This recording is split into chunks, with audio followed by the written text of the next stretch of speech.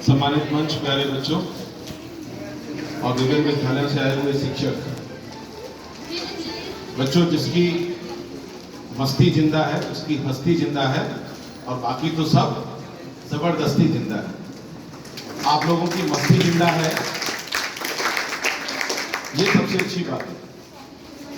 अपने बचपन को ऐसे ही बरकरार रखिए, कहानी लिखते रहिए, ड्राइंग करते रहिए। जिस बात को आप बहुत दिनों से करते आ रहे हैं उस बात को सोचना सीबीएसई ने अब शुरू किया है।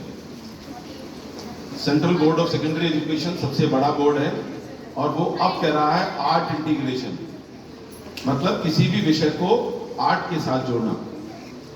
तो आप लोग तो पहले से ही जुड़े हुए हो और कहानी को चित्र और चित्र को कहानी का रूप दे रहे हो। मैंने आपकी कविताएं बालबन में पढ़ी और बालबन से मैं बहुत दिनों से जुड़ा हुआ हूं।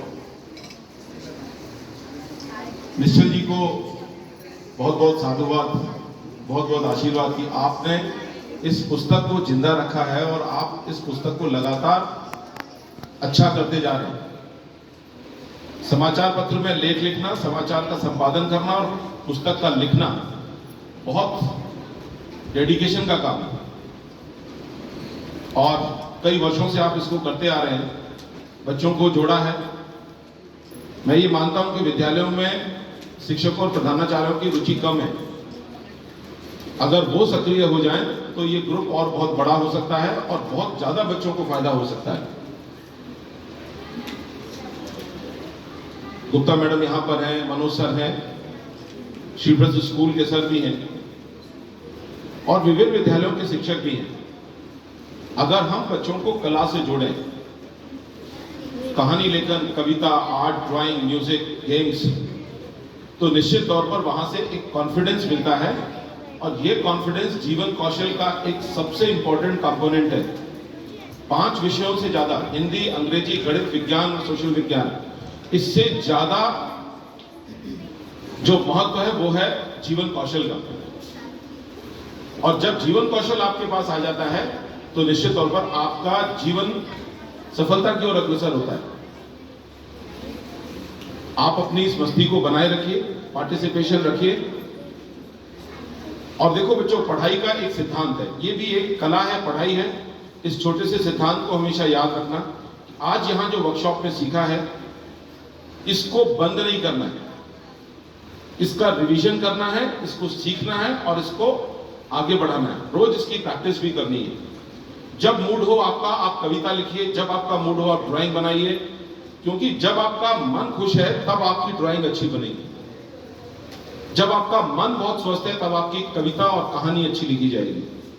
जब लगातार आप इस प्रयास को करते रहेंगे आप खुश रहेंगे।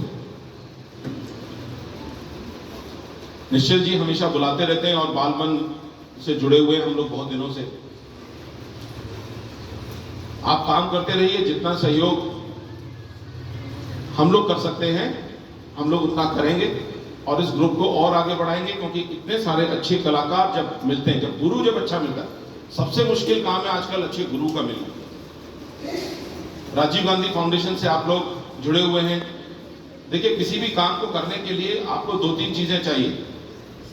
सबसे पहले आपका जोश, फिर होश और फिर उसका डायरेक्शन, फिर एक अच्छा गुरु, माता पिता का सहयोग और सरकार का एप्रिसिएशन और रिकॉग्निशन। जब ये सब सारी चीजें होती हैं तब वो विधा आगे बढ़ती है। तो राजीव गांधी फाउंडेशन जैसी संस्था से आप लोग जुड़ गए हैं और इतने अच्छे लोग आपको इस कला को सिखा रहे हैं। मैं समझता हूं कि जो भी विधाएं यहां पर सिखाई जा रही हैं उसके सबसे अच्छे लोग जो हैं वो यहां पर उपस्थित हैं। तो ऐसा प्लेटफॉर्म जब आपको मिल रहा है तो निश्चित तौर पर आपको बहुत फायदा होने वाला है। इस भागती दौड़ती जिंदगी में अच्छे और सच्चे गुरु का मिलना बहुत मुश्किल काम है। वो चीजें आपको बालमन ने उपलब्ध कराई हैं, आप इसका फायदा उठाइए और जीवन में आगे बढ़िए। आपको एक उदाहरण बताता हूं। मालिनी अवस्थी लोक गायिका है और उनके हस्बैंड जो है वो आईएएस है। उनके हस्बैंड को कोई नहीं जानता, लेकिन भोजपुरी गायिका मालिनी अवस्थी को दुनिया जानती है।